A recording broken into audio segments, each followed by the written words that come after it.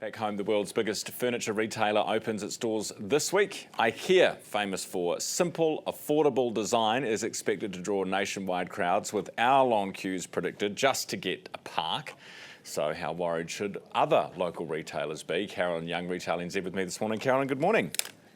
Good morning. I was enjoying the conversation you were having with Karen. I was the fussiest eater when I was a child. My mother was very old school, and you didn't get anything else to eat if you didn't eat your dinner. No, exactly. Some would say I'm still quite fussy, but that's aside. It's another conversation for another day. But you didn't starve, Carolyn, did you? I didn't starve. Yes, that's the point I was going to say. Yeah, I didn't starve. Hey, is IKEA going to starve other retailers?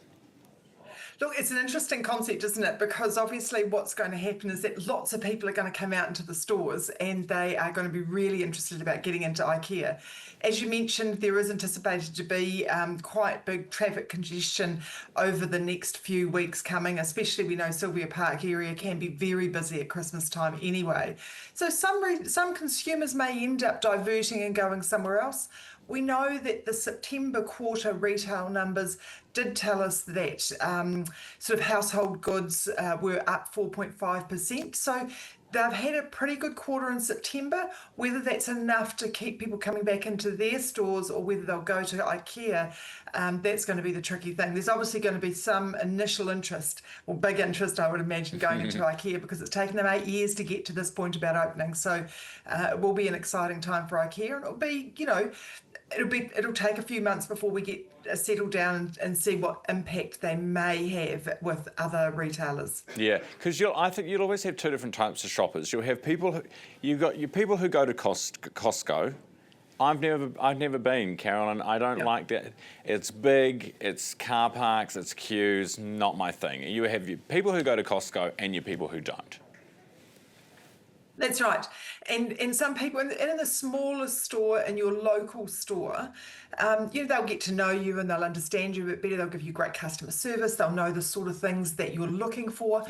Obviously, IKEA's in Auckland only, and people are going to have to travel to get there, or they'll order online. So for those that would rather have more personal service and they don't live in Auckland, it's not going to impact them significantly. But I think for that Auckland community, it will have an initial big impact. And then it will settle down where people will work out what it is that they like about going to IKEA and what it is they maybe don't like and that they prefer from their local stores that they've been going to for many years. Carolyn, I've got a card here which has got a bunch of numbers on it. So, and I'm not sure really what to make of them, but apparently IKEA is going to sell a watering can for $4.99. They're going to sell, which I'm like, well, how much does a watering can normally cost? I don't know. A two-door cabinet for $179. How big is it? You know, a side table for $59.99. What's it made of? That would be an important question I have. A storage bench for $119 and a vase for $19.99. I mean, really, when it comes down to it, you've got to go yourself and do research and compare prices, don't you? As you do with anything else, consumers' first port of call, their window shopping, if you like, is actually online these days. So consumers should be going online to do their research and do price comparisons and size comparisons and rating reviews around what other consumers have found when they've bought those products. They are the key things that drive a consumer into store. So yeah, getting the detail is going to be the really important thing, and understanding, is it what you need? Is it the right size? Does it fit? And obviously there'll be lots of things that are really useful, and also you've got to be handy, right? Because there's a lot of stuff that's flat packed, so you've got to be able to either make it up yourself or have someone around you that you either can hire to do that, or you can twist their arm with a cup of coffee and a slice of cake. Carolyn, appreciate your time this morning. Thank you for being with me. Carolyn Young, Retail NZ. It opens Thursday, I think, IKEA in Auckland. For those who are interested, who will be heading along, you'll be joining a long queue of people doing it, I imagine. Right.